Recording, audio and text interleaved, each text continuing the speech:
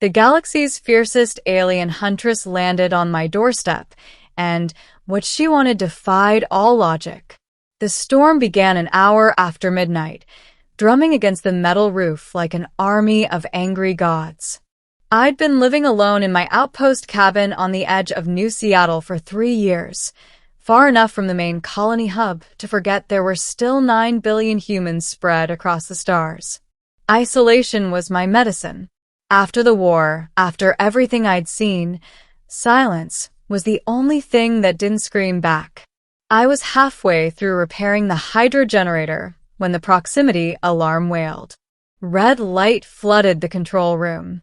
The monitor showed a white streak slashing across the sky. Too fast, too low. Then a thunderous crash shook the ground, throwing dust from the ceiling. "Not another cargo wreck," I muttered. The last one had taken me weeks to clear. I grabbed my jacket and pulse rifle, stepped into the rain, and headed toward the crash site. The valley beyond my cabin was an open scar of mud and smoking grass. At its center, a sleek, black craft had buried itself nose first into the earth. Its hull shimmered faintly, absorbing light instead of reflecting it, a stealth ship. Definitely not human. I crept closer, weapon raised. The cockpit hatch hissed and blew open. A figure stumbled out and fell to one knee. For a heartbeat, I couldn't move. She was tall, easily 6 feet, with obsidian-colored armor fitted to a frame built for war. Blue bioluminescent veins pulsed along her neck, and her eyes glowed gold like molten suns. Her breathing was ragged, but every movement radiated lethal control. And then I recognized the insignia etched onto her pauldron. The twin crescents of the Ver Dominion, the most feared warrior empire in the known galaxy. My hand tightened on the rifle. "Stay down." Her gaze snapped to me, sharp as a blade. "Lower your weapon, human," she rasped. Her accent was strange, half growl, half melody. "Not happening," I said. She staggered, clutching her side. The armor was cracked, leaking faint iridescent fluid. "I am not here to fight you," she said, collapsing into the mud. For a long moment, the only sound was the storm. Then something in me, some small, stupid fragment of compassion I thought I'd buried, made me move. I holstered the rifle, rushed forward, and knelt beside her. "You're bleeding out."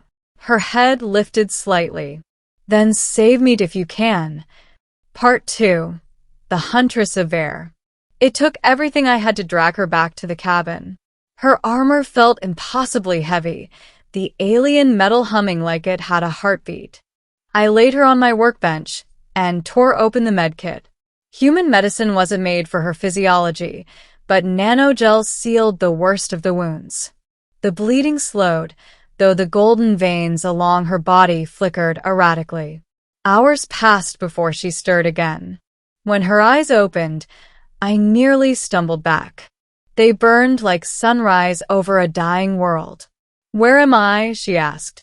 "Outpost 47 Delta," I said.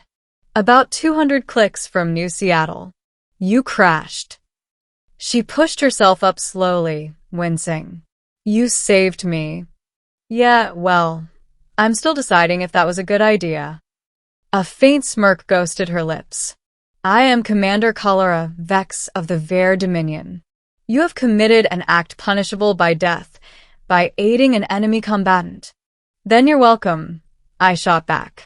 "If you wanted to die in the mud, I can take you back."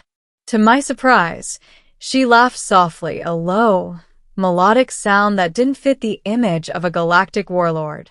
"You have courage, human. Or perhaps you simply lack sense."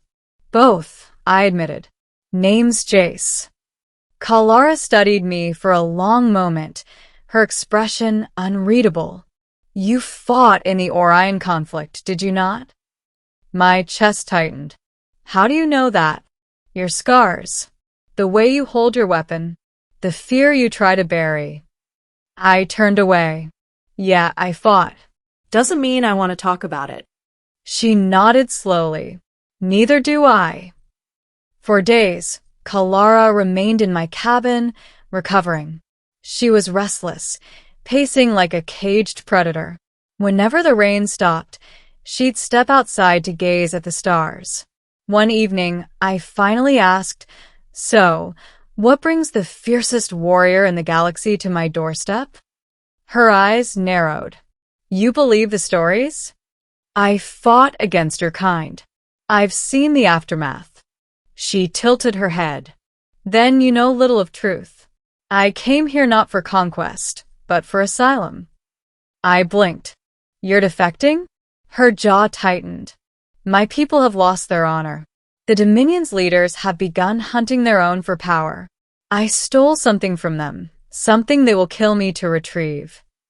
She reached into her armor and produced a small, glowing cube no larger than her palm. Symbols pulsed across its surface. "This," she said softly, "is the seed of Ver, the genetic archive of my entire species. They want to use it to build an army that feels no pain, no compassion. I could not allow that." I stared at her, speechless. "You brought a species' entire legacy to my cabin?" "Because I had nowhere else to go." Part 3. Shadows from the Sky. 2 nights later, the stars above the valley shifted. My radar lit up with inbound signatures, 3 Dominion scout craft descending fast. "They've found you," I said. Kalara's expression hardened.